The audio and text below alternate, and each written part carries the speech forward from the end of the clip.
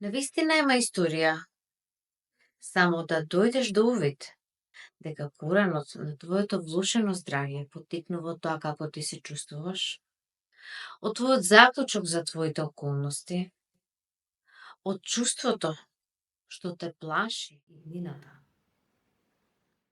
Но како да излеземе од ова? Во видеово ќе споделам неколку процеси и вежби кои што ќе ти помогнат малку да се подигнеш од вибрација на страв, тага, анксиозност и да дојдеш до една нулта позиција од каде што ќе се спромени перцепцијата, ќе се променат мислите и ти ќе направиш некакви нови одлуки. Секако да инвестираш во себе е сосема нов момент. Кога човек инвестира во своето знаење, кога е во контакт со мудрост, кога проценува дека нечие туѓо страдање и излез од тоа страдање би му помогнало, вложува во себе си и инвестира. Сите оние кои што првпат се среќаваат со работа на себе, направив мноштво бесплатен материјал, како и овие видеа што ги правам полни со процеси и вежби, секако и мојот бесплатен електронски курс, кој што исто така можете да го најдете на мојата веб страница, а ќе ставам исто така линк подолу. Но да одиме на вежбите. Како да излезам од тешките емоции кои што ги чувствувам? Ма историја на управување со емоции е потребно малку време и вежби за да се развие тој мускул. Ние секако во текот на денот осцилираме во таласи од различни енергии. Легуваме во одредени простори, контактираме со различни луѓе, собираме различни енергии, различни свесности, различни мисли. Бидејќи ние сме дел од колективот и не се сите мисли само наши. Поголем дел се најчесто од други, од околината, од медиумите и така натаму. Но што е она што е наше? Ние мора да одвоиме што е наше, а што не е. Може да се случи да некоја личност придонесува, да вашата состојба не е окей. Но на крајот сите ние сме одговорни како ние се чувствуваме, зошто? Бидејќи ако долго време не се чувствуваме добро, ние сме одговорни за тоа. Мислам дека сите веќе сватевте дека никој не доаѓа, дека ние сме одговорни за својот живот, за нашето здравје, за здравјето на нашите блиски, за успехот и просперитетот. Но како да излеземе од ситуација кога чувствуваме тешки емоции?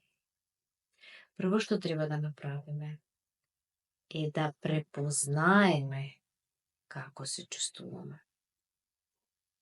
И сега некој ќе рече, па јас знам, тој ме нервира, овој ме нервира, ме прави тажна или икс. Но тоа не е така. Што се случува кога ќе останеш сама или сам? Како тогаш ти се чувствуваш? Дали имаш чувство на празнина, паника, вознемиреност? Кои се твоите стравови? Сите негативни емоции се показател, ако си долго време во нив, дека немаш знаење, ни умешност како да излезеш од тоа. Затоа првиот процес и прва вежба е препознавање на доминантни емоции. Кои се тие доминантни емоции кои што ти ги чувствуваш? Пример, поголем дел од времето сум напната личност. Од каде доаѓа таа напнатост? Мора човек да седне сам со себе, да размисли, да свати од каде доаѓа таа напнатост. Кој е тоа што ти не го умееш? Не можеш да се справиш. Упорно бараш потенцијал во себе, но никој не може сам. Ние сме социјални битја, ние бараме поддршка од други. Може да почнеме од некаде сами, но подосна ни треба некој кој што веќе го изодел патот.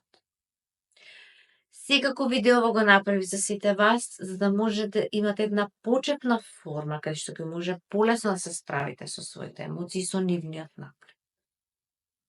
Потенцирам уште еднаш. Препознавање на доминантна емоција. Ако тоа е тага и ти лесно влегуваш во тага, свати дека тоа доаѓа од автопилотот, кој што ти нервниот систем, каде што ти лесно влегуваш, бидејќи тие неуропатеки се илјадници пати поминат. Ако е чувството на тага, значи застануваш и запишуваш дека е чувство на тага. И повеќе пати во денот се преслушуваш себе си, како ти се чувствуваш, зошто ова е еден момент на вртење кон себе и правење детална листа како ти се чувствуваш. Тоа е почетната точка на откривање на што тебе те мачи. Повеќето луѓе не сака да се свртат кон себе. Некои имаат и лошо мислење за себе, што е навистина жално. Зошто? Затоа што во нашата есенција секој човек има светлина. Секој еден човек има Божја искра. Сето тоа што ние не сме задоволни од себе си, што се критикуваме себе си, е напластен, е додадено од општеството и од процесот на цивилизација. Во основа сите заслужуваме да се чувствуваме окей и да сме во добро здравје. И на крајот да излезе од нас нашата експресија, нашиот талент, нашата убавина, да ние да се пресретнеме со животот на едно повисоко ниво, не на ниво каде што ние само страдаме. Значи, првата вежба е препознавање на доминантните емоции, запишување, вртење кон себе. Кои се тие емоции? Процес број 2. Што сакаат овие емоции мене да ми покажат? Ако имам гнев и живеам подолго време во гнев и обвинување дека сите други се винуваат, тоа значи дека нешто не гледам, дека фактички се помирувам со својата немоќ. За жал, ние луѓето имаме една состојба така наречена научена беспомошност. Не дека сме ние беспомошни, него едноставно постојано бараме помош од надвор. А долги години поминување бесполезно во страдање, без да го направиме ние првиот чекор. Мора. И условно е првиот чекор кон излез да го направиме ние. Сите овие вежби се едно почетно ниво за да воопшто излезете нели од тие малку потешки емоции. Кога си во циклус на тешки емоции, тој има тенденција постојано да се повторува, постојано да се повторува. И ние да влеземе во еден систем на понижување на самите себе си и во честа споредба со другите. Сите ние сме уникатни битија, ние не можеме да бидеме како некој друг со кој што ние се споредуваме. Повеќето од сето ова што се прикажува по социјалните мрежи, се што гледаме по медиумите, е на вистина многу мал дел има присутност на вистина. Огромен дел е искривена слика на реалноста. Не постои човек кој што не се чувствува лошо во одреден момент од денот. Не постои човек кој што не осцилира низ ова море, нели, на реалност, каде што ние комуницираме со различни луѓе, денот не поминува некако и ние се судираме со секакви енергии. Нормално е ние да не се чувствуваме добро на моменти, но каде е проблемот? Кога ние многу време сме во ниска вибрација, односно под капак на тешки емоции, кои што долгорочно, ако траат, ќе преминат најверојатно во болест. Болеста како страдање и емоциите поврзани како причинител за страдање е всушност една огромна опомена дека треба да направиме промена. Ние како битија многу тешко правиме промени, многу тешко излекуваме од некоја ситуација во која што подолго време се наоѓаме. Но да одиме на следниот процес. Следен начин на процесирање на тешки емоции е нивно запишување. Мора да избијат од тебе тие емоции. Има неколку начини како да избијат, но ние го бараме најбезбедниот, а тоа е следниот. Ние можеме да се извентилираме, односно да испуштиме пареа кога се чувствуваме тензично по други, но верувајте, другите не се должни да се справуваат со нашите негативни емоции.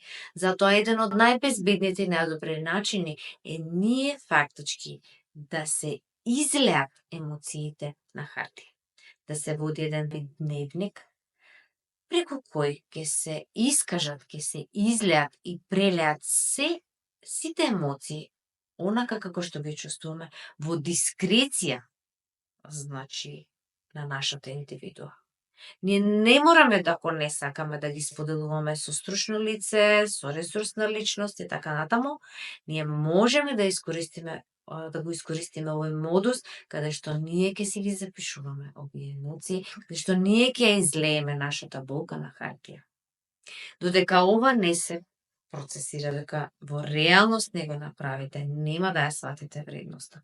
Мора вежбата да се примени, што ја предлагам, за да се дојде до искуство кој ефект таа го има кога ја работиме и откако ќе сработиме смиреноста која што ќе почувствуваме откако ќе ги излееме емоциите. Како поточно се работи оваа вежба? Земаш било каков лист хартија, пенкало, се одвојуваш во тивок амбиент насамо. И тоа може да го направиш во моменти кога навистина чувствуваш голем немир, голем гнев или голема тага, болка и така натаму. Значи овде зборуваме за малку потешки емоции. Доколку сакаш да ги спасиш на некој начин твоите блиски, направи ја вежбата и откако ќе ја направиш, ќе го видиш низиниот ефект. И сега детални инструкции како се прави вежбата. Листот хартија и пенкало го користиш за да комплетно излееш се што чувствуваш. Речениците треба да содржат: нервозна сум заради тоа, тоа и тоа. Гневна сум. Гневна сум поради тоа, тоа, тоа и тоа и тоа. Значи се реди детално. Тажна сум, чувствувам болка, не можам да издржам, денес ми беше тешко. Заради тоа, тоа, тоа, тоа и тоа. Значи се запишува комплетна листа на се што чувствуваш, што извира од тебе, не можеш да се справиш. Ова е еден начин да се излеат емоциите на хартија без да се инволвираат други луѓе и во дискреција. Значи каде што може би не сакаш да споделиш првично со никој и излеваш сите овие емоции на хартија. Може да се случи да напишеш неколку реченици, може да се случи да напишеш повеќе десетици реченици. Откако ќе завршиш со последната реченица, едноставно сите овие листови хартии ги оставаш настрана и на еден начин на кој што како да ги предаваш на Бог за Он ова да го трансформира во нешто поинакво. Вежбата особено помага кога сме многу напнати, тажни, гневни, да едноставно се намали драстично интензитетот на овие чувства. Доколку долго време сме во негативни емоции, на тага, гнев, завидливост, чувство на немоќ, фрустрација, неуспех, тоа значи дека ние немаме реален излез од ситуацијата во која што долго време не сакаме да бидеме. И сега некој ќе рече, па јас што да правам?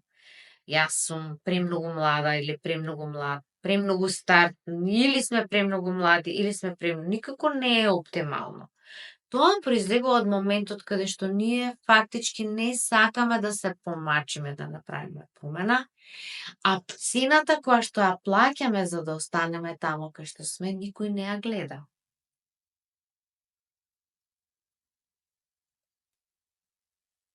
Кога сме под влијание на огромен број негативни емоции, кои што по одреден период ни го влошуваат нашето здравје, значи дека ние се согласуваме да сме во ова на некој начин, бидејќи не бараме излез. Кога човек бара излез, значи има акционен план некако да излезе од тоа, бидејќи веќе не може да го поднесе. Секој ја одбира својата патека. И тоа е окей. Но додека не се спроведат овие процеси кои што јас ги предлагам, не може да се почувствува нивниот ефект. Значи, клучот лежи во примената. Следниот процес за лесно процесирање на емоции е пишување на писмо за себе си, односно вежба за сочувствителност.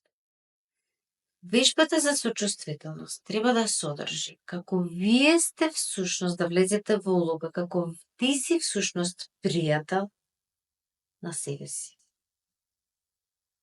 Како ти се гледаш отстрана и ти си пријател на себе си. И едноставно даваш совети на себе си. Оваа способност, така наречена саморефлексија и самосочувствителност, нашата свесност ја може. И кога човек подолго време работи на себе, ќе развие едно наблюдувачко око или еден мускул за саморефлексија, каде што ќе може устрана да се види себе си и да си помогне на себе си. Ние вообичаено сме научени некој друг да дојде, некој друг да ми каже, некој друг да ме излечи, или едноставно дај ми апче само да одам постаро, но влошена здравствена состојба е фактички аларм дека потребна е реална промена и реален акционен план. Следно нешто што може да се направи е престој во природа, вежби или едноставно тој што може, тој што обожава, може да танцува, некој може да црта и да се занимава со било која креативна работа која што ќе овозможи ментален излез и фокус на нешто друго. Значи, може да биде било која креативна работа. Дали е работа со дрвени елементи, дали е сплетење, дали е било која уметност, може да доведе или нешто што е наменето за вас, некако хоби, некое пишување, може би да е поезија, проза и така, само давам предлози, фотографирање, правење некакви предмети кои што ќе бидат украсни за во домот, или едноставно садење цвеќиња и контакт со природа, ќе возможи да излезете од тој капак во кој што се наоѓате, во негативен круг и влегување во еден тек на мисли, односно едно чувство на слобода, како времето да престанува. Сватете дека мора да дојдете до новото ниво, за да има било каква промена на перцепцијата. Со која цел? Со цел да може вие да направите акционен план за излез. Мора да биде напишан акционен план. Кој е патот за излез од мојата влошена емотивна состојба, која што се рефлектира на моето здравје? На мојата веб страница и на мојот YouTube канал има уште мноштво други видеа со УПС процеси и вежби, кои што се надам ќе ги најдете корисни. За сите ваши прашања, слободно напишете во коментар, ги читам сите коментари и секако, доколку нешто сакате подетално, можете да ме контактирате лично. Ве посакувам убав ден.